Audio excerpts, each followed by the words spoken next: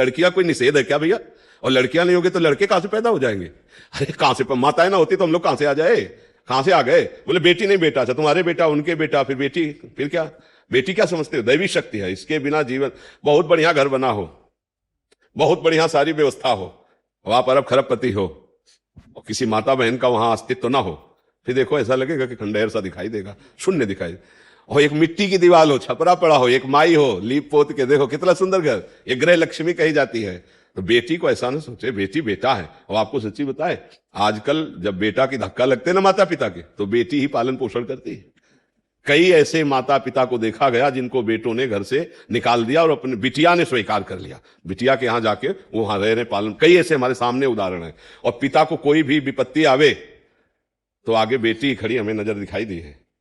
तो हमें लगता है बेटियों के प्रति हमारे जो देश में श्रद्धा और भावनाएं थी वो सब हट रही हैं। वयोवृद्ध पिता छोटी बिटिया बुला के पैर छुए जाते थे, अपनी बेटी के नहीं छुए जाते। कितना पवित्र भाव, मतलब छोटी बच्ची तो पूरा परिवार उसे देवी रूप मानता था।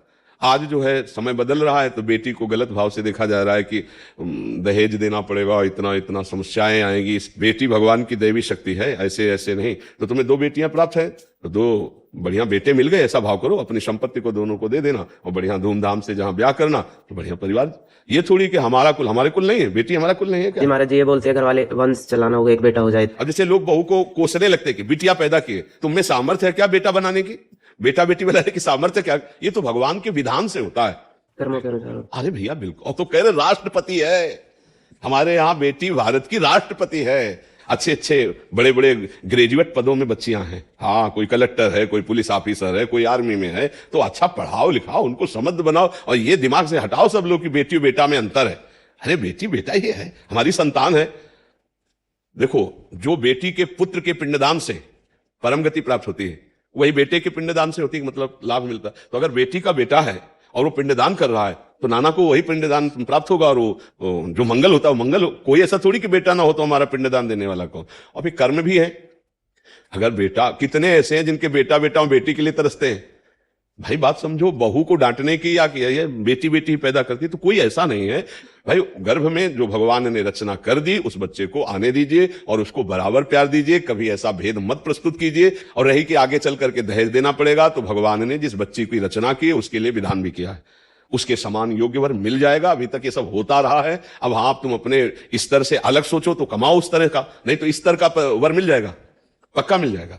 हमें लगता है कि बेटी का सम्मान करना चाहिए, बेटियों को खूब शिक्षा देनी चाहिए, उनको इतना मजबूत बनाना चाहिए कि हमारी समाज में जो भ्रम पैदा हो गया है कि पुरुष कुछ विशेष है, ऐसा नहीं है। हर मतलब क्षेत्र में हमारी जो बहनें हैं वो देखो ना, बहुत ये भावनाएं हटाइए। ऐसे ऐसे बेटे हैं कि सब संपत्ति लेकर के और माता पिता को बाहर कर दिए, कितने आपके उदाहरण में हैं। तो हमें लगता है भगवान के विधान में हमें संतुष्ट रहना चाहिए। जो बेटा जो बेटी दे भगवान का प्रसाद, उनको बेटा ही मान के दुलार करो। तुम्हारे गर्भ से प्रकट हुए तो उनको ऐसे थोड़ी देखा जाता है कि बेटी है तो है। ये बहुत गलत बात। ये समाज में पीछे तो अब तो कानून बहुत दृढ़ हो गया कि आप ऐसा अगर अल्ट्रासाउंड करते पाए गए, गर्भ का परीक्षण, लिंग परीक्षण, तो आप दंडनीय अपराध करते हैं। ऐसा नहीं तो पीछे का चेक करवाया फिर, तो ये बहुत बड़ी हानि है। मतलब उस कन्या की हत्या जो गर्भ में अभी है, पूरा परिवार नष्ट हो जाएगा समय आने पर, वो कर्म जब अपना रूप रखेगा। इसलिए बहुत प्रसन्न रहिए और धैर्य पूर्वक चलिए। और अभी अवस्था तुम्हारी कौन है, अगर आना होगा बच्चे को तो आ जाएगा, और नहीं आना होगा तो 2 हैं, इन्हीं का पालन पोषण करो, चिंता काहे को करते हो।